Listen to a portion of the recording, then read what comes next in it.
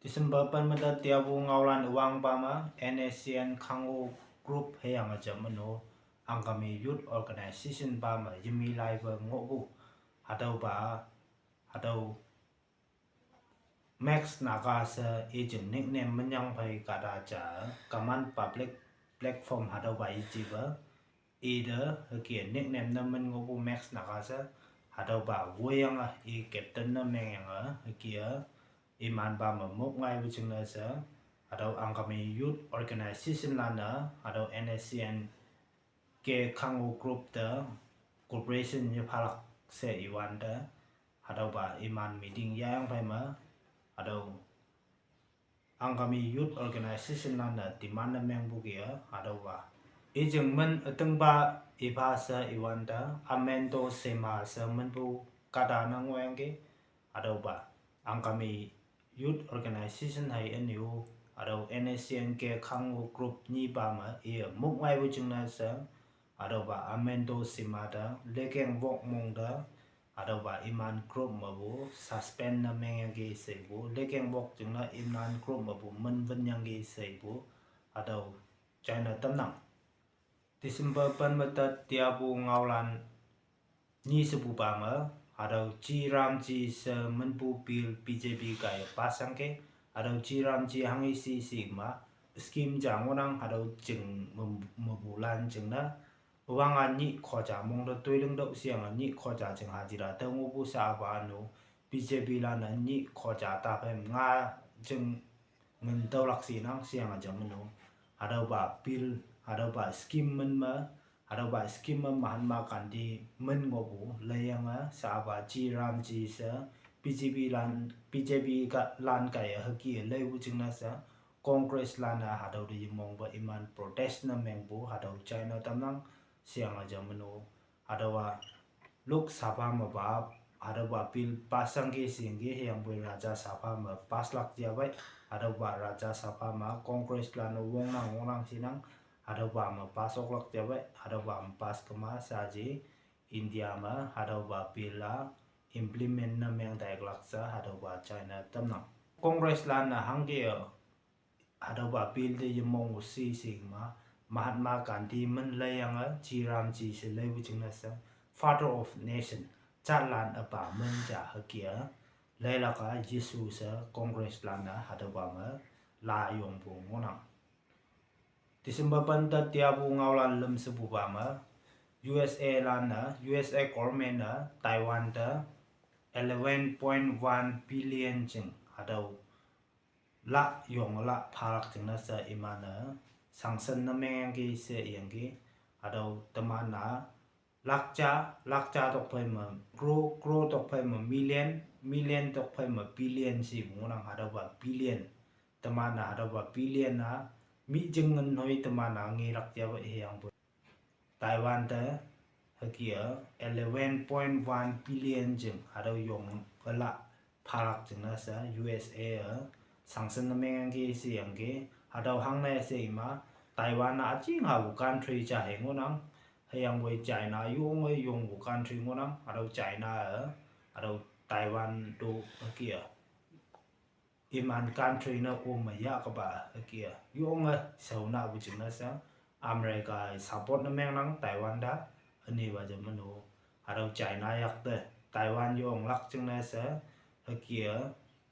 Amerika jambu ngonang Taiwan da hang na jambu si kuma atau electronic device lili mo atau chips atau Taiwan ma siong seleng nang atau China Taiwan da capture na meng ma atau chips electronic lili ma hanbu atau semiconductor atau Taiwan ma ngai nang siong bu kadong ma Taiwan ma siong se ngai nang tau jeng na sa atau semiconductor atau da tin bu ki anu Taiwan ka da tin bu ki Amerika ke bau bu atau China tenang Pan mata tiabu ngaulan beli sebu bama Timabo Chamber of Commerce and Industries lano atau NLTVF nakakadong ma yu jejew lak aja se bu atau wanglam ma jama atau Timabo nyoy me atau wanglam yejolak jeng nasa sokali da jama tawa lời gì lắc chừng là sẽ đầu bà là nó hơi kỳ yang cái đầu hàng này gì mà tìm mà bùa đầu naga cái đầu mà business center cha commercial herb gì năng English ngao mà đầu nuôi chừng cha mà sầm lâm phi yêu bức không buồn nó năng ya anh ấy bà chấm anh hồ đầu phải lấy yang khai cũng năng ya đầu mũi tăng số ở ngô lạc bông bông sẽ đầu Timabo Chamber of Commerce and Industry lanu ada public land chama ada Timabo ngobu public leader lana Timabo maba ada USA le wa FH sa iwanda ada Timabo Chamber of Commerce and Industry lanu ada imanda support na menga ibu ada China tamna Disembapan da tiabu ngaulan nga sa bubama ada Bangladesh sa India niyo mayanga relation yang mai bangorang hang nai si ma Bangladesh mengopo hadau election the contest na meng buka da cha hadau India da yong a warning pau ching na sa hadau security ching na sa India kadalana India sokalia Bangladesh da tailak visa hadau ba counter ni de moi sa suspend na meng ngorang si nang ada permanently wang pang jeng na pon bui ji yang bui Bangladesh fai mai yang relation je mai jeng na sa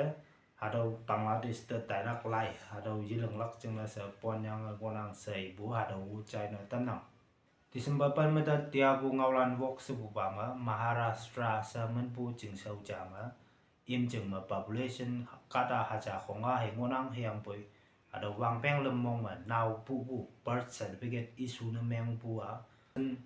27,000 haki isu na membu jengna sa sokali jika lewanda hacker lana ada ba hack na mengang ngoyang ge senge tau jengna senponga ngai bu na ngoyang ge seibu ada China tamna dia bu ngaulan ni chu ba ma Mumbai High Court ma ada